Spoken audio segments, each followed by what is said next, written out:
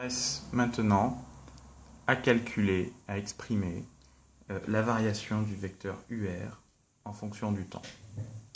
Bien, pour ce faire, il y a plusieurs façons. Je vais employer dans cette vidéo une méthode analytique.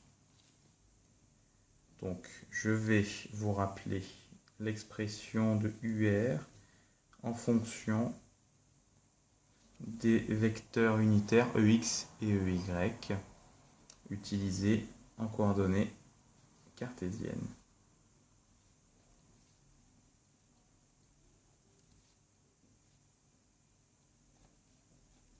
Donc UR, vous vous rappelez, c'était l'objet d'une des vidéos précédentes, s'exprime comme ceci. Je vais maintenant injecter UR là-dedans. Et donc, je cherche à calculer cette variation au cours du temps.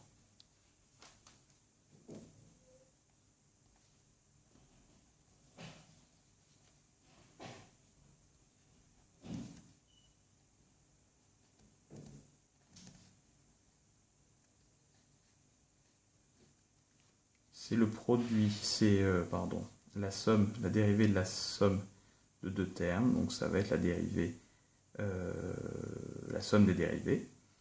Et en plus, comme on l'a vu tout à l'heure, chacun des termes a la dérivée d'un produit. Mais on sait que EX ne varie pas au cours du temps et EY ne varie pas au cours du temps. Donc la dérivée de EX et de EY au cours du temps seront nulles. Donc je ne ferai pas apparaître ces termes puisque je sais qu'ils sont égaux à 0.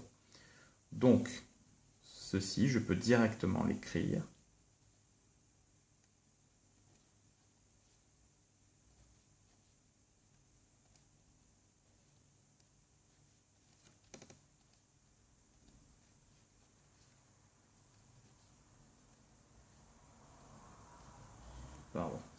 C'est le sinus de θ. Et là, on est un petit peu embêté, puisqu'on voit qu'ici, on a une fonction qui dépend de θ, et on va essayer de dériver ça par rapport à une autre variable que θ, qui est le temps. C'est un petit peu embêtant. Donc, comment faire pour s'en sortir? Eh bien, dans le cas des fonctions à deux variables, on peut faire ceci.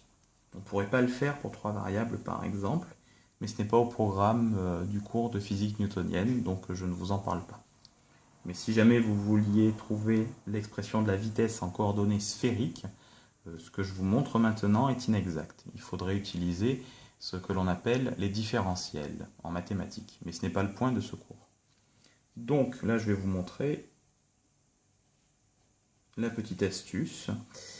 C'est en fait de se rappeler que on peut exprimer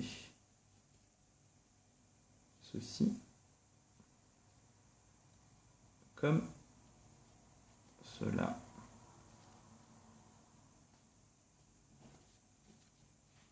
Je vous explique juste après l'avoir écrit.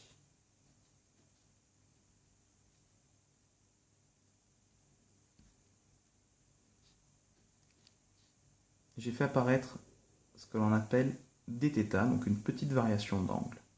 Et vous voyez, je l'ai fait apparaître au numérateur et au dénominateur. Donc je pourrais simplement la barrer et je réobtiendrai bien exactement la même expression qu'ici. Pareil pour ce terme-là. Donc, ça veut dire que j'ai changé ici, au niveau de ma dérivée, la variable. Et maintenant, je vais dériver cos θ par rapport à θ et sinus θ par rapport à θ. Ce qui devient très simple. Qu'est-ce qu'on fait de dθ sur dt ici?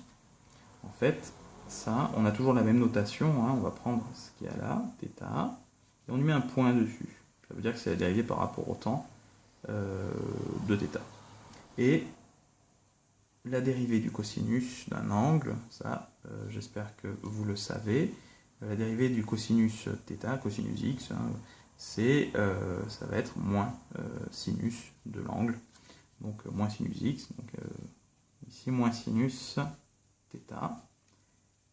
Donc là, j'ai encore θ point. Et ici, la dérivée du sinus, c'est le cosinus. Si vous avez des problèmes avec les dérivées des sinus et cosinus, je vous envoie à l'outil de remédiation correspondant. Donc voilà, il ne me reste plus maintenant qu'à écrire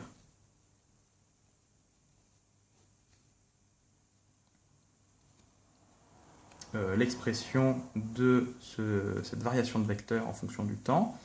J'ai θ point ici qui peut apparaître en facteur, je vais le mettre en facteur devant. Et j'ai donc moins sinus θ EX plus cosinus θ EY. Et j'espère que vous vous rappelez, dans une des vidéos précédentes de ce cours, de cet outil de remédiation, eh bien, on a trouvé ici de quel vecteur il s'agissait. Donc je vous renvoie à cette vidéo, mais il s'agit du vecteur Uθ. Donc au final, on peut écrire que d de UR sur dt, c'est θ point Uθ. Vidéo suivante.